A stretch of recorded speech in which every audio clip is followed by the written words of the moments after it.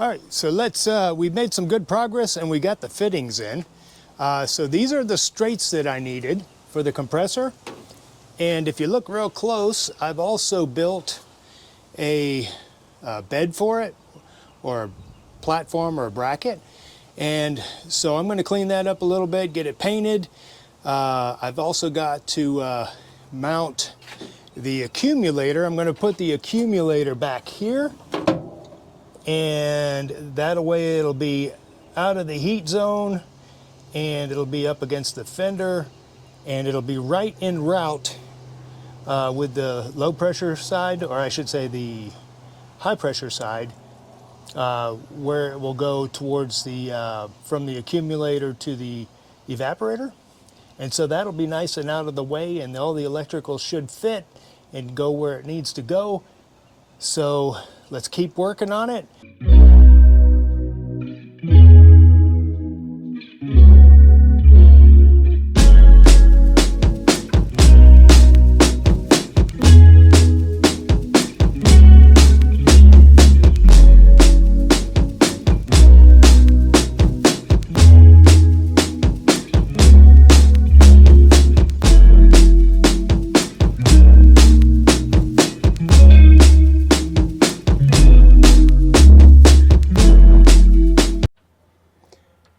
So we're getting down towards the end here where everything's been painted, fitted, and ready to go. So the next thing will be to assemble everything and cut the hoses to length and then get them installed, and then we can put the wiring in and charge it and test it. But this is where we're at so far. I got the accumulator there behind the compressor.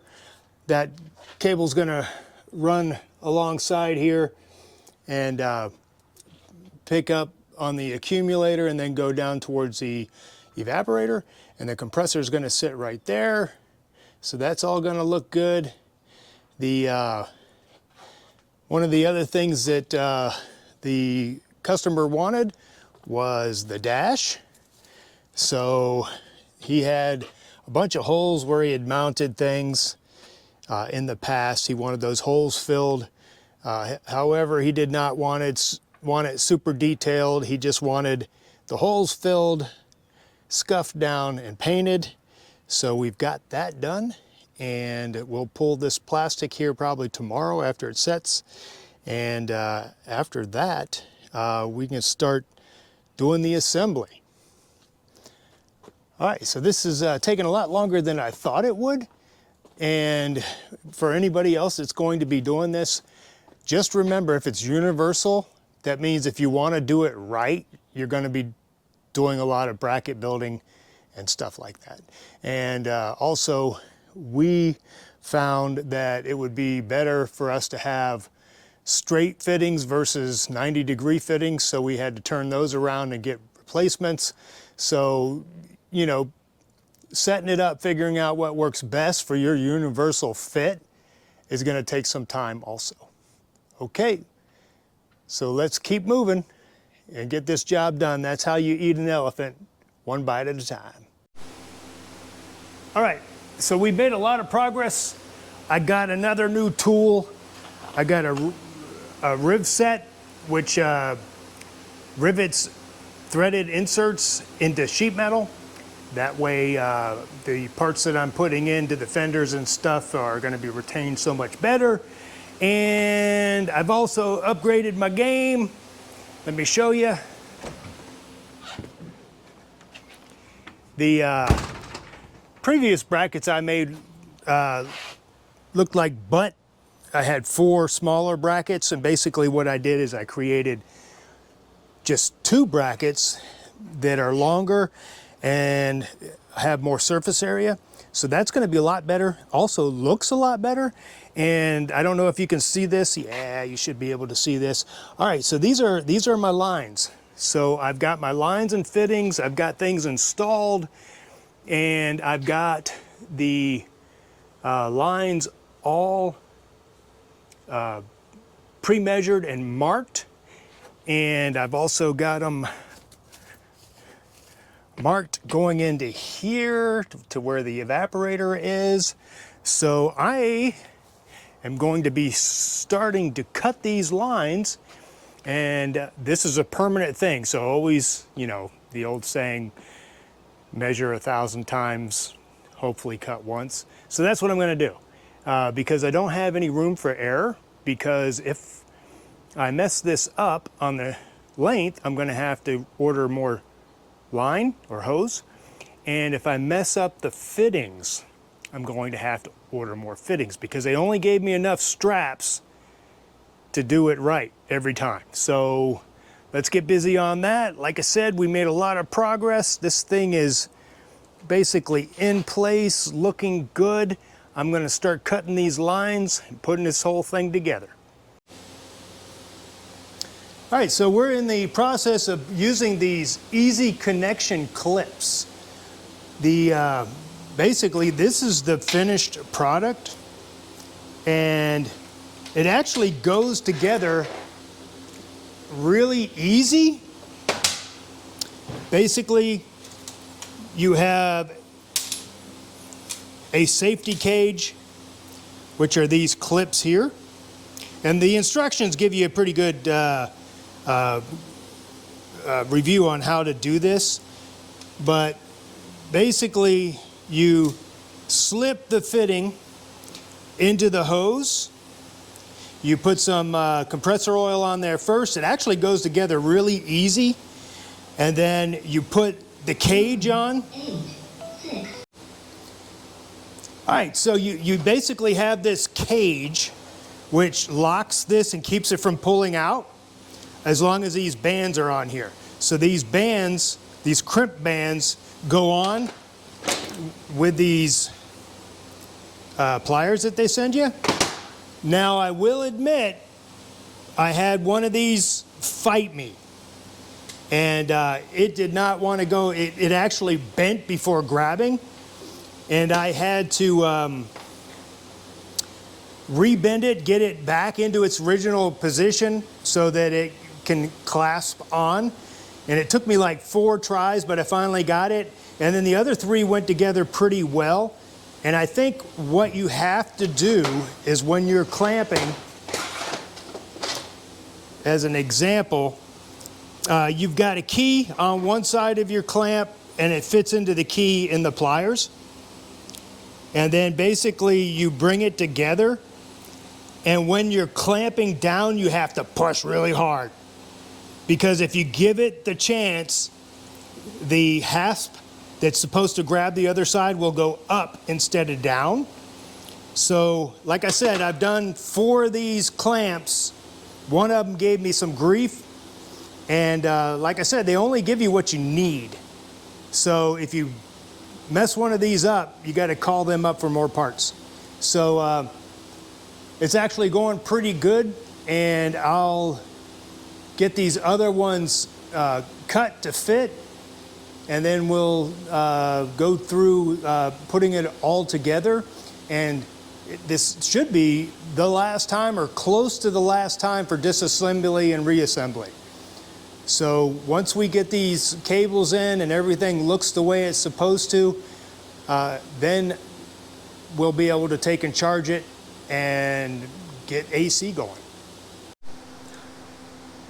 So now we're at the point where we're hooking up the wiring harness. And it looks like with the electrical compressor, you don't need the auxiliary relay assembly because the wiring's different, the compressor's smart.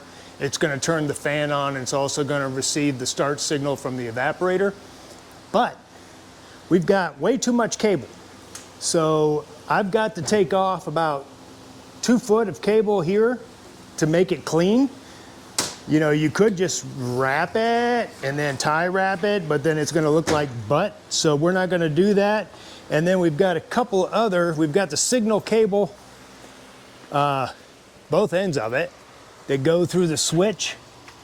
Not this one, but this one here. Okay, that's going to have to be shortened. And it's also going to have to be shortened that goes into the cab where the evaporator is. So each one of those can probably give up 20 to 30 inches.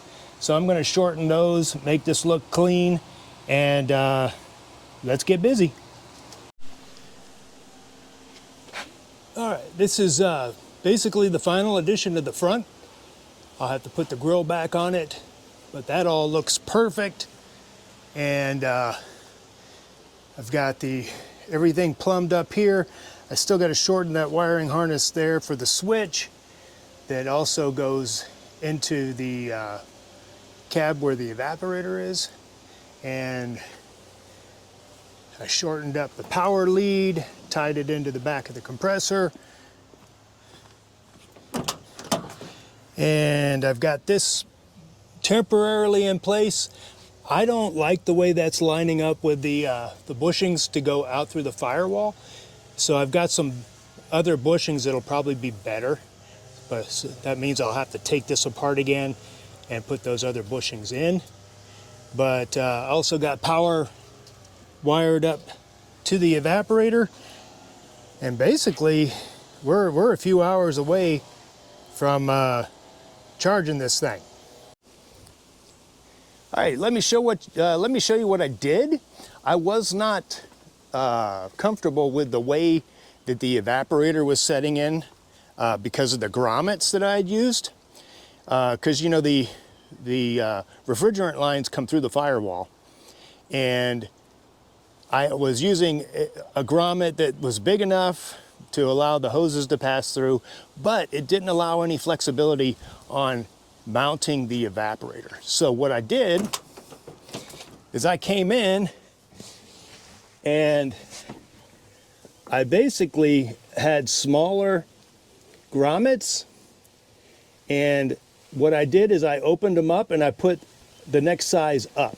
So now I've got grommets that will give me a good half inch of leeway, of flexibility to get those hoses through where it lines up when I take and mount the evaporator. And what I did is I did not want the hassle of these pulling in and out of the firewall as I'm working on it. So I used some 3M plastic adhesive, and I glued these in. So these will not come out. And then once I get everything done, get the unit up and charged and running, everything's cooling, then I'm going to come in here with some RTV, and I'll fill in the little gaps that are between the bushing and the hose, and that way it'll seal it off from weather and water, etc.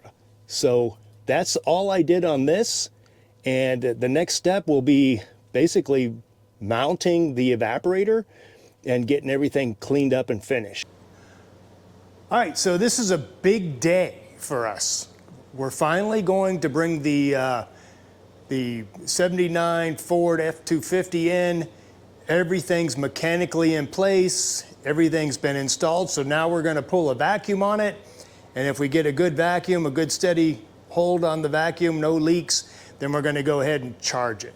So that's a big day. I mean, we were expecting to spend, you know, couple days on this thing, and it's basically taken a couple weeks. So that's a big thing. And also I am working on a customer's order here.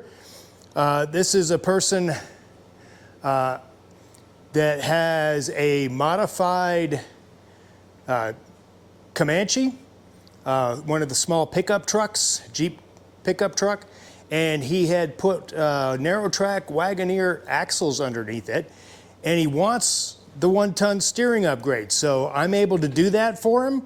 That is not something that's standard, and if you want something like that, you've got to communicate your wishes to me and what you have, because what I have developed is strictly for unmodified, it can be lifted, but they're full-size Jeeps. So this is a combination Jeep. It's definitely custom.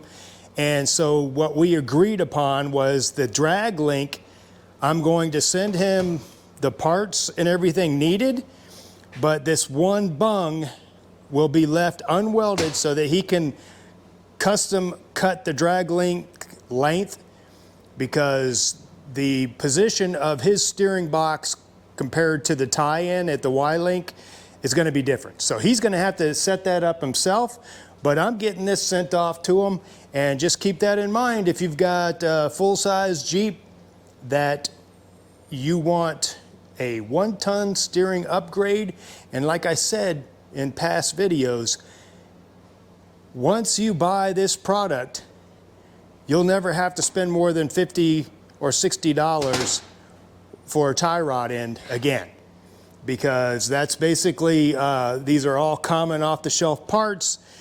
Jeep, 2 out of the 4 tie rod ends were specialty tie rod ends, and some of those run up close to $200 a piece. So get yourself a 1-ton full-size Jeep steering system. Rock Lawrence, out. All right, this is the final package. If you order the 1-ton steering upgrade, it's going to come in a PVC tube for easy shipping, and it goes most anywhere in the United States for just under $100, anywhere from 90 to 110. If I'm shipping from Florida to Washington State, it's going to be on the higher end, but definitely affordable, and it's a system that you'll only have to buy once. All right, we got a goodie in the mail for the 79 F250. It is the basil.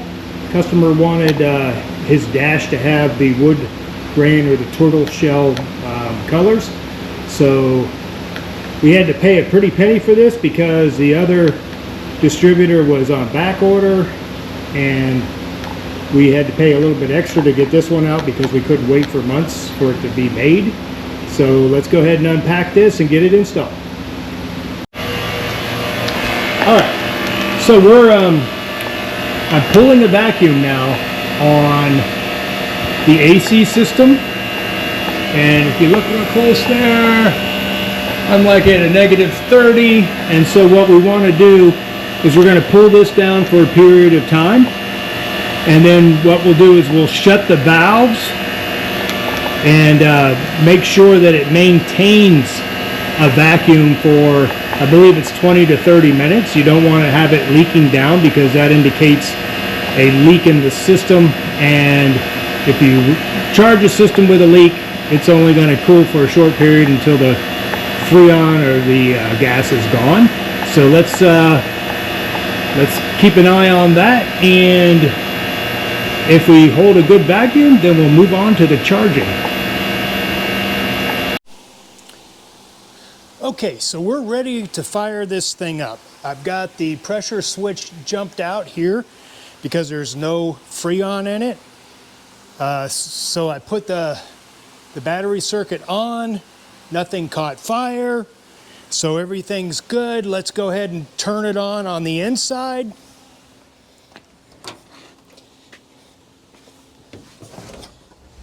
Okay, I've got fanage here. Fan comes on, it's blowing. We got coolage. Okay, you can hear the condenser fan kick on. And let's see what we got here. It's got multiple speeds. Is the fan going the right direction? Yes, it is, because it sucks instead of blows. So that's working. The compressor is running.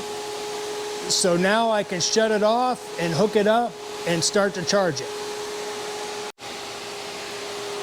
All right, so on the low pressure side, got some R134. And it's taking a charge. Fantastic. This is such a long time coming. This is a lot more work than I expected. Now they tell you not to turn the can upside down and stuff, but I don't think you need to worry about flooding it with liquid. Now this should take 24 ounces, which is 2 cans. So we'll see how that goes.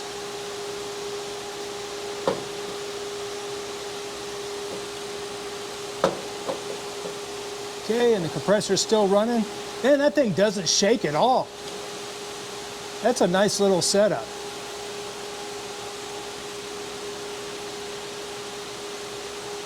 Okay, it's somehow getting to the green there.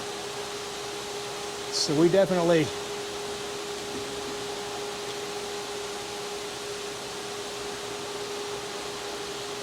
don't want to overfill it. But we shouldn't be anywhere close to overfilling it anyway, so.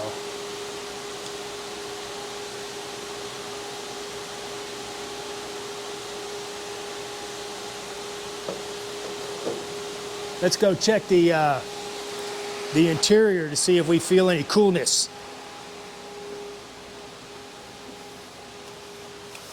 Got my thermal gun.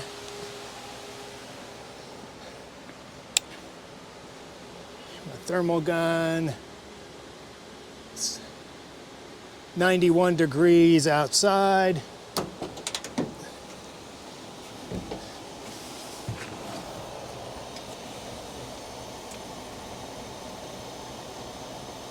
'89.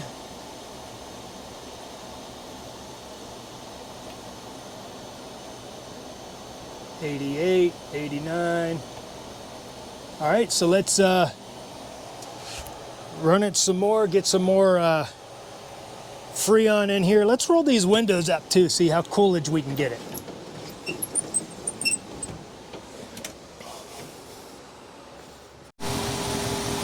All right, so one of the things that I wanted to check was to see if the alternator would keep up or not. And with the air conditioner on at full blast, the fan blowing, I'm getting 11.5, which is definitely low. It's right around 12. Now it's going to want to regulate, so I'm going to watch it to see if it comes up any. But that is low, which would mean that we probably need to get a higher output alternator. But let's run to the front real quick and check with the engine running. See what kind of temperatures we got inside now that we get the windows rolled up. It's 91 outside. Okay, we've got 87.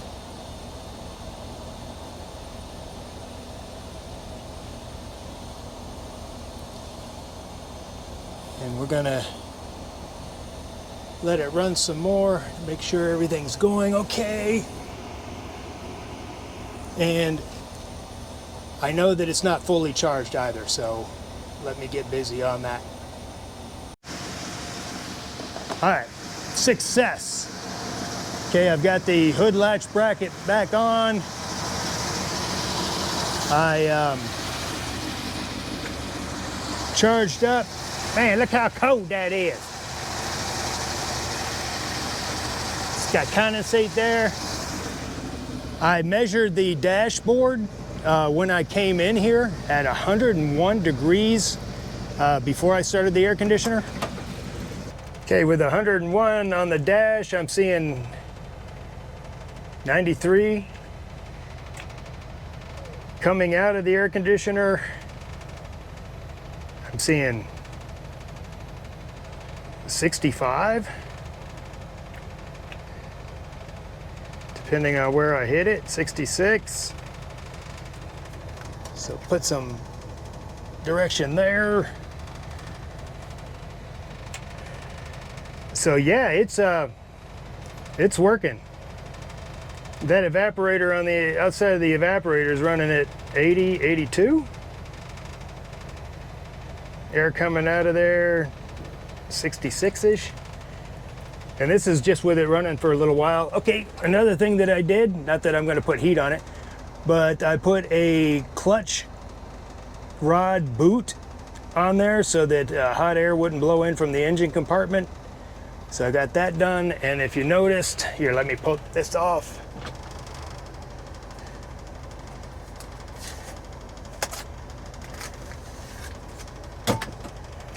So I got the horn, the wood tortoiseshell horn, the basil, the glove box. I already had it, and that kind of matches. It's not the same tone as tortoiseshell on the air conditioner, but yeah, this is going to make a big difference for this veteran that's going to be using this truck. He needs it to be cooler and clean. So we've got the air conditioner done. I'm so happy. So I'm going to wrap this up. All I got to do is put the grill back on. I don't think I need to show you putting the grill back on, but everything's basically done relative to the air conditioner. So let's get this video out, and let me know if you want to see, because I've got to do the front wheel bearings and brakes on this thing. I'm going to do an exhaust kit to get it street legal. So let me know if you guys want to see more of the 79 F250 in the comments. So make sure you share and like. Talk to you later.